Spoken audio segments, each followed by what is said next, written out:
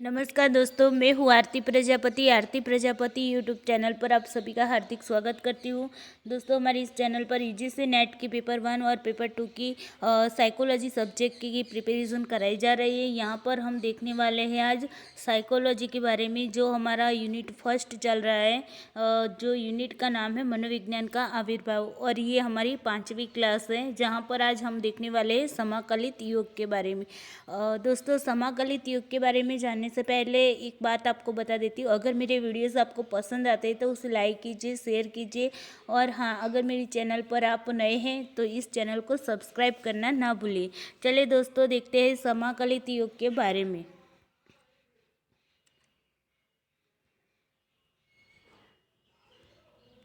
तो दोस्तों, समाकलित योग किसने दिया हुआ था, ये किसकी मान्यता थी? तो ये थी हमारे श्री अरविंद घोष की। ओके, श्री अरविंद घोष के बारे में पहले थोड़ी सी डिटेल्स में देख लेते हैं, और उसके बाद हम समाकलित योग, जिसे समग्र योग भी कहा जाता है, उसके बारे में हम आज डिटेल से पढ़ेंगे, जो हमारे साइकोलॉजी का एक टॉपिक दिया गया है यूनिट फर्स्ट में। ओके, तो चले देखते हैं। श्री अरविंद घोष का जन्म हुआ था 1872 में, यानी कि 1872 में हुआ था, और वो कहाँ पर हुआ था? कलकत्ता में हुआ था। श्री अरविंद के पिता जो डॉक्टर कृष्णधन थे, उनका नाम श्री अरविंद घोष थे, उनके पिता का नाम था डॉक्टर कृष्णधन घोष था। तो उन्हें क्या था, उन्हें उच्च शिक्षा दिलाकर उच्च सरकारी पद दिलाना चाहते थे। अब उनके जो पिता थे डॉक्टर कृष्णधन घोष, तो वो क्या चाहते थे? वो ये चाहते थे कि उनका जो बेटा है वो उच्च शिक्षा प्राप्त करे, और उच्च शिक्षा प्राप्त करके उच्च सरकारी पद उसे मिले, यही उनकी एक चाह थी। अतएव मात्र 7 वर्ष की उम्र में ही उन्होंने इन्हें इंग्लैंड भेज दिया। यानी कि उनके पिता ने क्या किया, श्री अरविंद जब 7 साल के थे तभी उनको कहाँ पर भेज दिया? उनको इंग्लैंड पढ़ाई के लिए भेज दिया। उन्होंने केवल 18 वर्ष की आयु में ही ICA की परीक्षा उत्तीर्ण कर ली थी। श्री अरविंद जब वहाँ से बड़े हुए, वहाँ उन्होंने पूरा जो उनका एजुकेशन था वो सारा इंग्लैंड से लिया था, और जब वो 18 साल के हुए तो उन्होंने ICS की परीक्षा पास कर ली थी। इसके साथ ही इन्होंने अंग्रेजी, जर्मन, फ्रेंच, ग्रीक और इटालियन भाषाओं में भी निपुणता प्राप्त की थी। उन्होंने अंग्रेजी, जर्मन, फ्रेंच, ग्रीक और इटालियन, ये सारी भाषाओं भी अपने आप में निपुण कर ली थी। 1893 में बड़ौदा नरेश सयाजीराव गायकवाड़ के राज में राजस्व का कार्यभार उन्होंने संभाला। जब वो इंग्लैंड थे, उनकी पढ़ाई ख़त्म हो गई, तो वो भारत आए, और भारत आकर उन्होंने वो किनको मिले? तो वो भारत आकर बड़ौदा के जो सयाजीराव गायकवाड़ थे, जिनका नाम आप लोगों ने कभी भी सुना होगा, कि सयाजीराव गायकवाड़ जो थे, उन्होंने अपना जो राज्य था उसमें क्या किया था, जो शिक्षा थी उसे निःशुल्क बना दिया था। तो यहाँ पर हमारा जो शिक्षा का अधिनियम है, शिक्षा का अधिकार अधिनियम जो है हमारा, उनमें भी सयाजीराव गायकवाड़ का नाम देखने को मिलता है। तो बड़ौदा नरेश सयाजीराव गायकवाड़ के राज्य में उन्होंने क्या किया? राजस्व का कार्यभार संभाला। कब संभाला? तो 1893 में। उसके बाद वो आयरलैंड के पार्लियन से काफ़ी प्रभावित हुए थे। वो श्री अरविंद घोष थे, वो आयरलैंड के जो पार्लियन थे, वो एक राजकारणी थे। उनसे वो काफ़ी प्रभावित हुए थे। 1905 में बंग आंदोलन में उन्होंने भाग लिया था। यानी कि 1905 में उन्होंने क्या, जब बंग का जो आंदोलन हुआ था, उस बंग के आंदोलन में उन्होंने क्या हिस्सा लिया था? वारिंद्र घोष की युगांतर पत्रिका। अब श्री अरविंद घोष ने वारिंद्र घोष की जो युगांतर पत्रिका थी और विपिन चंद्र पाल की वंदे मातरम जो पत्रिका थी, उन पत्रिका में उन्होंने पहले क्या किया, लिखना शुरू किया था। और उन्होंने जब ये युगांतर पत्रिका और वंदे मातरम जो पत्रिका है उनमें जब लिखना शुरू किया तो वो क्या हो गए, फेमस हो गए, यानी कि वो प्रसिद्ध हो गए। 1909 में कर्मयोगिन पुस्तिका का उन्होंने संपादन किया। उन्होंने क्या किया, 1909 में कर्मयोगिन पुस्तिका का उन्होंने संपादन किया। उसके बाद वो 1910 में यानी कि 1910 में वो पुंडीचेरी चले गए। 1910 में वो कहाँ चले गए, वो पुंडीचेरी चले गए। उसके बाद उन्होंने 1914 में आर्य पत्रिका पुंडीचेरी से निकालना शुरू कर दिया।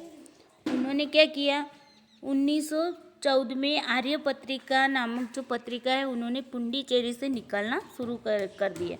और 1928 में जो घटना घटी उसके कारण श्री अरविंद को आज तक सब लोग याद करते हैं। वो घटना क्या थी, तो वो घटना थी कि 1928 में उन्होंने क्या किया, पुंडीचेरी में एक आश्रम की स्थापना की। अब उन्होंने जब ये आश्रम की स्थापना की थी, वो आश्रम आज के समय में पुंडीचेरी का सेंट्रल यूनिवर्सिटी कहलाता है। श्री अरविंद घोष ने क्या किया, उन्होंने सच्चिदानंद की व्याख्या की। श्री अरविंद घोष ने सच्चिदानंद की व्याख्या की। सच्चिदानंद का मतलब क्या था, सत्य, चित और आनंद। ये सच्चिदानंद की उन्होंने व्याख्या की। उन्होंने अत्युत्तम यानी कि अति मानव अति मानस की उन्होंने व्याख्या की थी। 19 देखिए ये 1926 में जो 1926 में उन्होंने आश्रम की स्थापना की, इसको लेकर विवाद है। यहाँ पर आपने आगे देखा कि 1928 में उन्होंने आश्रम की स्थापना की, लेकिन ऐतिहासिक बातों में ऐसा होता रहता है समय काल के बारे में। तो कभी कभी ये भी होता है कि कभी कुछ पुस्तक में ये दिखने को मिलता है कि 1926 में उन्होंने आश्रम की स्थापना की थी, तो कुछ पुस्तक में ऐसा दिखने को मिलता है कि उन्होंने 1928 में आश्रम की स्थापना की थी। तो ये थोड़ा सा चर्चा विवादास्पद बात है, इसलिए इसे हम यहाँ पर मैंने दोनों बात यहाँ पर रख दी है। 1950 में उनका निधन पुंडीचेरी में हुआ। उनके मृत्यु के बाद अब एक और पात्र आ जाता है जिनका नाम है मीरा रिचार्ड। अब मीरा रिचार्ड जो थी वो थी फ्रेंच की थी, ओके, वो फ्रांस से आई हुई थी। और वो जब श्री अरविंद घोष ने जो आश्रम शुरू किया था तब उनके साथ आश्रम में रहती थी और उनसे शिक्षा प्राप्त करती थी। अब ये जो मीरा रिचार्ड हैं उन्होंने क्या किया, श्री अरविंद घोष के मृत्यु के बाद उन्होंने इस आश्रम को संभाला। वो आश्रम बाद में जाकर एक स्कूल में परिवर्तित हुआ और अभी वो आश्रम सेंट्रल यूनिवर्सिटी है। इस मीरा रिचार्ड को मातुश्री के नाम से जाना जाता है। आपने मातुश्री नाम सुना ही होगा, जो श्री अरविंद घोष के साथ जुड़ा हुआ दिखा देता है। तो श्री अरविंद घोष के साथ जुड़ा जो मातुश्री जो नाम है, वो नाम किसका है, वो मीरा रिचार्ड का है, जो फ्रांस की थी, ओके। उसके बाद देखते हैं अत्युत्तम, जो उन्होंने अत्युत्तम की बात रखी, तो अत्युत्तम का मतलब क्या होता है, तो मनुष्य को ईश्वर की सर्वोत्तम कृति माना जाता है। अत्युत्तम का मतलब होता है कि जो मनुष्य है वो ईश्वर की सर्वश्रेष्ठ कृति है। उनके इस सिद्धांत को ज्ञेयवादी या समग्रवादी सिद्धांत भी कहा जाता है। अरविंद घोष के जो सिद्धांत है, जो समाकलित योग का जो सिद्धांत है, जो उसे समग्रवादी सिद्धांत भी कहा जाता है, ज्ञेयवादी सिद्धांत भी कहा जाता है, आंतरिक योग का सिद्धांत भी कहा जाता है।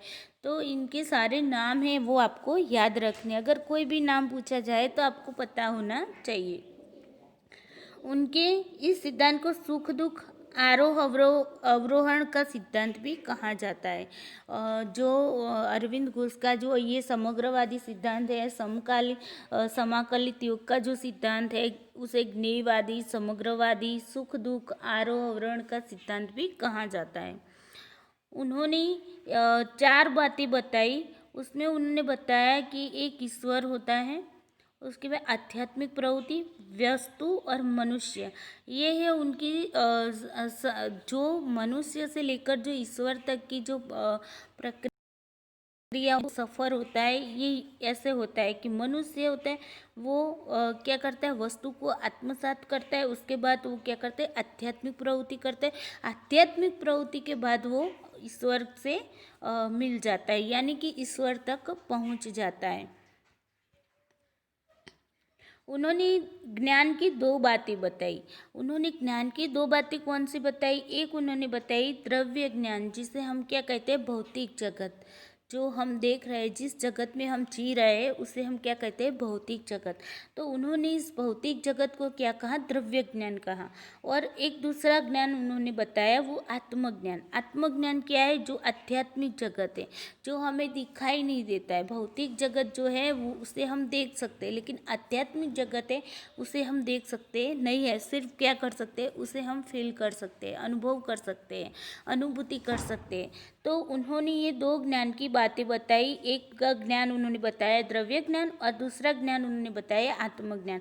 द्रव्य ज्ञान यानी कि भौतिक जगत, जिस जगत में हम जिस संसार में रहते हैं, उस संसार को उन्होंने द्रव्य ज्ञान कहा। और जिस संसार को हम देख नहीं पाते, जिसे हम देखते नहीं, सिर्फ अनुभूति करते, ईश्वर है अगर हम ये मानते हैं, लेकिन ईश्वर दिखाई नहीं देते, ईश्वर सिर्फ हम उसके होने का एहसास हमें होता है। तो ये क्या है, उसके होने का जो एहसास हमें होता है, जो अनुभूति होती है, वो क्या है, आध्यात्मिक जगत है। तो उन्होंने ये दो ज्ञान की बातें बताई। उसके बाद द्रव्य ज्ञान को ज्ञानेंद्रियों के माध्यम से हम जान सकते हैं। अगर द्रव्य ज्ञान को हमें देखना है, हमें जानना है, तो हम किसके माध्यम से देख सकेंगे, जान सकेंगे? तो हमारी जो ज्ञानेंद्रियाँ हैं, उन ज्ञानेंद्रियों से हम उसे देख सकते हैं, जान सकते हैं। जबकि आत्मज्ञान है, आत्मज्ञान को हम किससे, अंतःकरण के माध्यम से उसे जान सकते हैं। कि हमारे अंदर जो हमारे अंतःकरण में, यानी कि हमारे अंदर जो अनुभूति है, जो एहसास है, उसके माध्यम से हम आत्मा का ज्ञान कर सकते हैं, हमारी खुद की आत्मा का ज्ञान हम कर सकते हैं। चित्त, मस्तिष्क, बुद्धि, चेतना के बारे में उन्होंने बताया कि योग के माध्यम से आप चित्त, मस्तिष्क, बुद्धि और चेतना को समझ सकते हैं। श्री अरविंद के योग को आंतरिक योग भी कहा जाता है। जो मैंने आपको बताया, जो आत्मज्ञान वाला है, तो उसे हम क्या कहें, आत्मा की अनुभूति करने की बात है, तो ये आंतरिक योग भी होगा। ओके, उसके बाद देखते हैं अरविंद घोष के अनुसार इस धरती पर अतिमानस का अवतरण अवश्यंभावी है, परंतु इसमें सहजता एवं शीघ्रता लाने के लिए पूर्ण योग आवश्यक है। इन्होंने क्या कहा, श्री अरविंद घोष ने कहा कि इस धरती पर, इस पृथ्वी पर अतिमानस का अवतरण अवश्यंभावी है, यानी कि इस धरती पर अतिमानस का अवतरण संभावी है, यानी कि संभव है, परंतु इसमें क्या होनी चाहिए, सहजता और शीघ्रता लाने के लिए इसमें सहजता और शीघ्रता लाने के लिए हमें क्या करना चाहिए, पूर्ण योग का सहारा लेना चाहिए, यानी कि इसके लिए पूर्ण योग आवश्यक है। इसी जन्म में मनस से अति मनस का स्तर प्राप्त करना चाहते हैं तो पूर्ण योग का सहारा लेना पड़ेगा। देखिए, अरविंद घोष ने कहा कि इस जन्म में आप जो मनस से, मनस का मतलब होगा आपका माइंड, यानी कि आपका मन, तो आप मन से अति मनस तक, अति मनस का मतलब होता है कि जो ईश्वरीय चेतना है, जो ईश्वरीय प्रकाश है, उस तक अगर आपको पहुंचना है, उस स्तर तक आपको, उस स्तर को प्राप्त करना है, आत्मज्ञान को प्राप्त करना है, तो आपको क्या करना होगा, पूर्ण योग का सहारा लेना होगा। अतिमनस परम सत्य चेतना, अतिमनस का मतलब क्या होता है, परम सत्य चेतना, यानी कि ईश्वरीय चेतना। अतिमनस स्तर पर परम तत्व के स्वरूप को अनुभूत कर लिया जाता है। अतिमनस के स्तर तक आप अगर पहुंच जाते हैं तो इसका मतलब ये हो जाता है कि आपने आत्मज्ञान प्राप्त कर लिया, ईश्वर की प्राप्ति कर ली।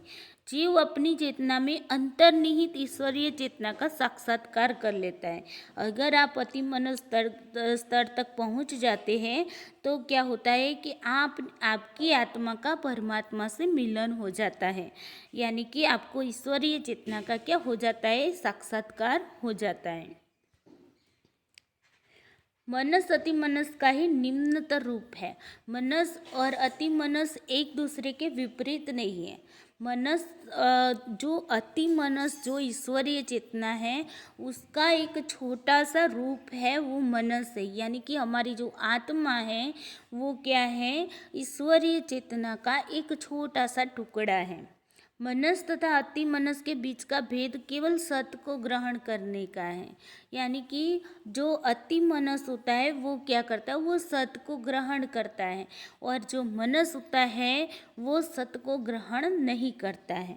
अति मनस सत्य को एकात्म रूप में ग्रहण करता है, जबकि मन पूर्णता को खंडित कर देता है। अति मनस जो होता है वो सत्य को पूर्णतया स्वीकार करता है, और जो मन होता है वो क्या करता है, जो वह सत्य होता है उसे खंडित कर देता है, उसे छोटे छोटे टुकड़ों में, अंशों में बांट देता है। तो छोटे छोटे अंशों में बांटने का काम कौन करता है, मनस करता है।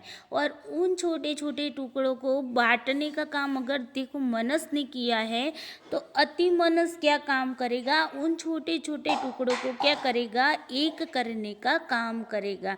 यानी कि छोटे छोटे टुकड़ों में बांटने का काम किसका है, मनस का है। और उन छोटे छोटे टुकड़ों को एक करना, जोड़ देना, ये काम किसका है, ये काम है हमारा अति मनस का। श्री अरविंद घोष के अनुसार विकास की प्रक्रिया, तो उन्होंने बताया, श्री अरविंद घोष ने बताया कि विकास की जो प्रक्रिया होती है वो किस तरीके से हमें मन स्तर तक पहुंचाती है, यानी कि जड़ तत्व। तो जड़ तत्व जो होता है वो हमें प्राण तत्व से मिलाता है। प्राण तत्व जो होता है वो मन से होकर कहाँ तक पहुँचता है, मनस के स्तर तक पहुँचता है, यानी कि आत्मा के स्तर तक पहुँचता है। तो पहले क्या होता है, पहला जड़ तत्व प्राण तत्व के साथ मिलता है, और प्राण तत्व किसके साथ मिलता है, मन से मिलता है। और मन है वो किस स्तर तक पहुंचता है, तो मनस के स्तर तक पहुंचता है। मनस से अति मनस तक पहुंचा जाता है। तो जड़ तत्व से होकर प्राण तत्व से होकर मन से, और मन से हमें मन स्तर तक पहुंचना होता है। मन स्तर से आगे हम कहाँ पर पहुंचते हैं, अति मनस तक पहुंचा जाता है। मनस से अति मनस तक पहुंचने की सीढ़ियाँ, तो श्री अरविंद ने मनस से अति मनस तक पहुंचने के लिए सीढ़ियों का बात की है। तो किस तरह के से हम सीढ़ियों के माध्यम से अति मनस तक पहुंचते हैं, तो यहाँ पर हमारा है अति मनस, यहाँ पर क्या है, हमारा अति मनस है, और यहाँ पर हमारा मनस है। तो हम जड़ तत्व से प्राण तत्व तक पहुँचे, प्राण तत्व से हम कहाँ पर पहुँचे, मन तक पहुँचे, और मन से हम कहाँ पर पहुँचे, मनस तक पहुँचे। अब मनस के बाद क्या होगा, उच्चतर मनस तक पहुँचेगा व्यक्ति, और उच्चतर मनस के बाद प्रदीप्त मनस तक पहुँचेगा। प्रदीप्त मनस से होकर वो अंतर्दृष्टि, अपने आप को जानेगा, अपनी आत्मा को जानेगा, अपने अंदर जो आत्म भाव है उसे जानेगा, अपने अंदर की जो आत्मा है उसका ज्ञान करेगा। और वो अंतर्दृष्टि के माध्यम से वो क्या करेगा, व्यापक दृष्टि को देखेगा। यानी कि जो ईश्वरीय चेतना है, जो ईश्वरीय ज्ञान है, उसे उस चेतना का ज्ञान वो व्यापक दृष्टि के माध्यम से करेगा। और उसके बाद वो क्या कहाँ पर पहुँचेगा, वो अति मनस तक पहुँच जाएगा। तो इस तरीके से श्री अरविंद ने मनस से अति मनस तक पहुँचने की सीढ़ियाँ बताई हैं। इसके बाद देखते हैं विकास की त्रिस्तरीय प्रक्रिया के बारे में उन्होंने बताया। तो श्री अरविंद ने विकास की जो त्रिस्तरीय प्रक्रिया बताई, कितनी त्रिस्तरीय, अगर व्यक्ति का जीवन है उसका जो विकास होता है उस विकास की त्रिस्तरीय प्रक्रिया होती है। यहाँ पर देखते हैं कि पहला है चैत्य रूपांतरण। क्या है? चैत्य रूपांतरण। पहला है चैत्य रूपांतरण, जिसे हम आत्मिकता की प्रक्रिया कहेंगे। क्या कहते हैं? आत्मिकता की प्रक्रिया कहते हैं। उसके बाद है आध्यात्मिक रूपांतरण। उसके बाद क्या है? आध्यात्मिक रूपांतरण, जिसे हम आध्यात्मिकता की प्रक्रिया कहते हैं। उसके बाद है अतिमानसिक रूपांतरण। और वो अतिमानसिक रूपांतरण का मतलब क्या होता है? अतिमानसिक प्रक्रिया के द्वारा हम अतिमानसिक रूपांतरण तक पहुँचते हैं। यानी कि सबसे पहले हम आत्मा को जानते हैं, जिसे हम चैत्य रूपांतरण कहते हैं। तो उस आत्मा को जानने के बाद हम क्या करते हैं? आध्यात्मिकता की ओर बढ़ते हैं। आध्यात्मिकता की ओर बढ़ते बढ़ते हम अतिमानस तक पहुँचते हैं, जिसके कारण अतिमानस की जिस व्यक्ति को प्राप्ति हो जाती है वो ज्ञान पुरुष बन जाता है। क्या बन जाता है? ज्ञान पुरुष कहलाता है। तो इस तरीके से हम मनस से लेकर अति मनस तक इस तरीके से पहुँचते हैं। अब देखते हैं अरविंद ने सर्वांग योग, उसका जो योग है उसे सर्वांग योग क्यों कहा जाता है। तो श्री अरविंद ने जो योग बताया है उनको सर्वांग योग इसलिए कहा जाता है कि उन्होंने क्या किया, जितने भी योग थे उन सभी योगों का क्या किया, उन सभी योगों को एक कर दिया। यानी कि सभी को जोड़ दिया। ज्ञान योग हो, भक्ति योग हो, पतंजलि योग हो, कर्म योग हो, राज योग हो, या फिर हठ योग हो, ओके, बाबा रामदेव का योग हो, सारे के सारे जो योग है उन सभी योगों को क्या कर दिया? एक कर दिया। और इसी के कारण उसे सर्वांग योग कहा जाता है। सभी प्रकार के योग को उन्होंने क्या कर दिया? एक कर दिया। सर्वांग योग के पक्ष है भौतिक पक्ष, उसके बाद प्राणी पक्ष है, उसके बाद मानसिक पक्ष है, उसके बाद अंतर्यात्मिक पक्ष है, और लास्ट में है आध्यात्मिक पक्ष। तो हर कोई व्यक्ति है वो इन पांचों पक्षों से गुजरता है। भौतिक पक्ष से गुजरता है, प्राणी पक्ष से गुजरता है, उसके बाद वो मानसिक पक्ष से गुजरता है, उसके बाद अंतर्यात्मिक पक्ष से गुजरता है, और लास्ट में वो कहाँ पर? आध्यात्मिक पक्ष तक पहुँचता है। सर्वांग योग से आध्यात्मिक विकास, शारीरिक विकास, मानसिक विकास, ज्ञानेंद्रिय विकास, नैतिक विकास होता है। ठीक है, सर्वांग योग से सारे प्रकार का विकास होता है। सारे प्रकार का जो विकास जितने हैं, शारीरिक, मानसिक, सामाजिक, ज्ञानेंद्रिय, नैतिक, जो सारे विकास के जो जितने भी प्रकार हैं, सारे प्रकार के विकास यहाँ पर सर्वांग योग की मदद से होते हैं। श्री अरविंद ने प्राथमिक शिक्षा में जो विषयों को माना है उसके बारे में देखते तो उन्होंने बताया, सबसे पहले तो बच्चों को क्या करना चाहिए? मातृभाषा में शिक्षण देना चाहिए। उसके बाद उन्होंने प्राथमिक शिक्षा में और भी सब्जेक्ट बताए हैं। उन्होंने बताया कि मातृभाषा के साथ अंग्रेजी, फ्रेंच, इतिहास, गणित और विज्ञान जैसे सब्जेक्ट को सिखाना चाहिए। उसके बाद उन्होंने बताया कि माध्यमिक शिक्षा, तो माध्यमिक शिक्षा में उन्होंने बताया कि मातृभाषा, अंग्रेजी, फ्रेंच, गणित, चित्रकला और भौतिकी विज्ञान का ज्ञान बच्चों को देना चाहिए।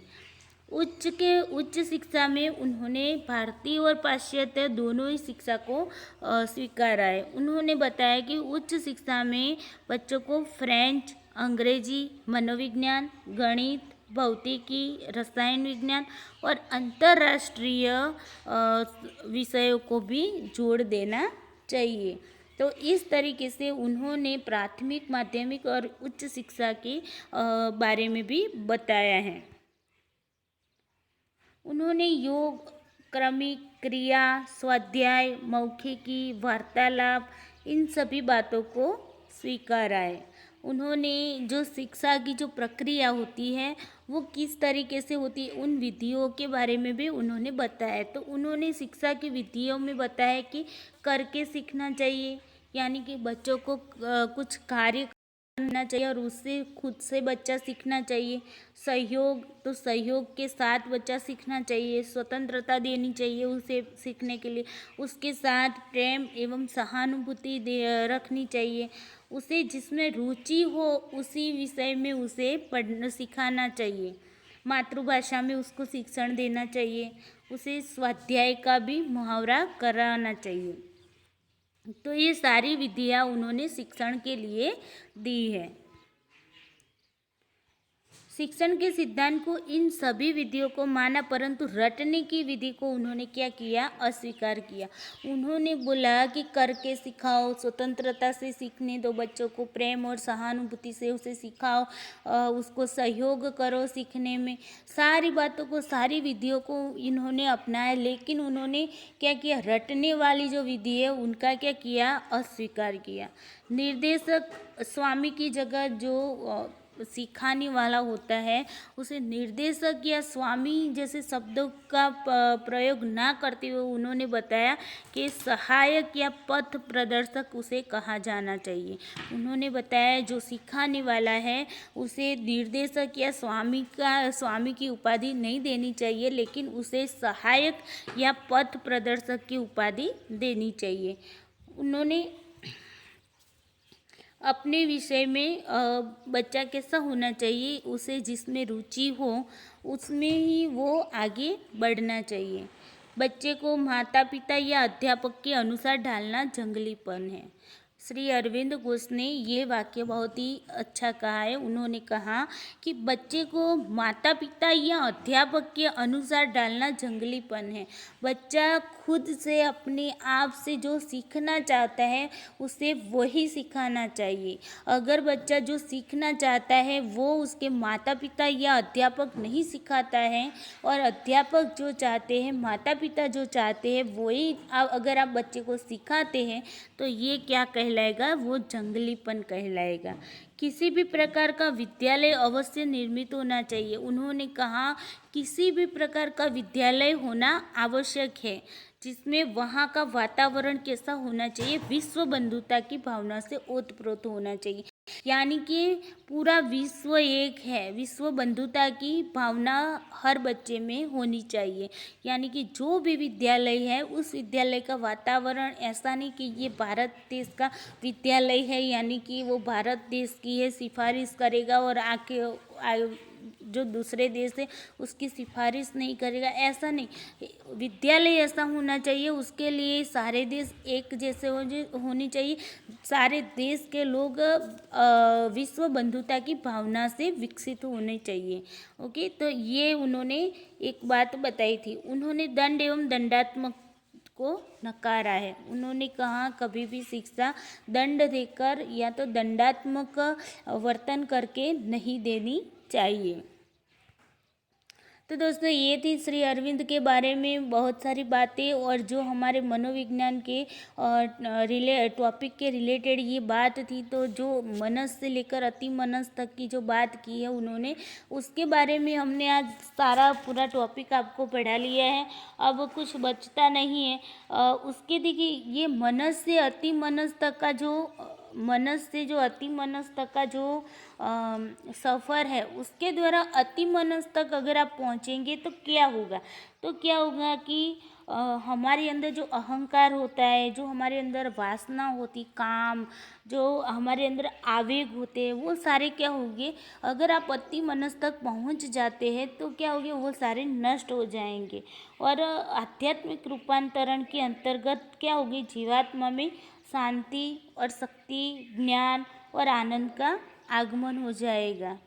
और उसके बाद अतिमानस रूपांतरण योग की जो अतिमानस रूपांतरण योग है, जो अतिमानस है वो क्या है, वो हमारे जीवन की अंतिम कड़ी है। क्या है, हमारे जीवन की अंतिम कड़ी है। और इस स्थिति में क्या होता है कि आत्मा में उच्चतर चेतना का अवतरण हो जाता है। यानी कि हम क्या करते हैं, हम ईश्वरीय चेतना को पा लेते हैं। तो बस यही इस पूरे सिद्धांत का कहना यही था कि अगर हमें अहंकार, काम, क्रोध, मोह, हताशा, चिंता, इन सभी बुरी बातों से अगर हमें हटना है तो हमें क्या करना होगा, मनस से लेकर अति मनस तक पहुंचना होगा, यानी कि आत्मा से लेकर ईश्वरीय चेतना तक हमें पहुंचना होगा।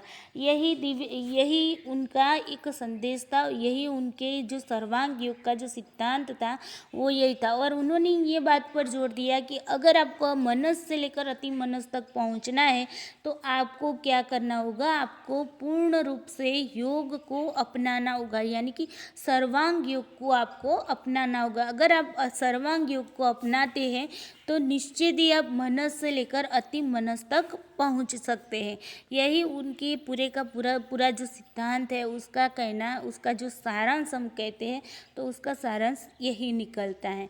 तो दोस्तों ये थी श्री अरविंद घोष के बारे में मनोविज्ञान के रिलेटेड कुछ बातें, और जो उनकी आध्यात्मिक बातें, उनका जीवन परिचय, उनकी सारी बातें मैंने आपको आज बता दी है।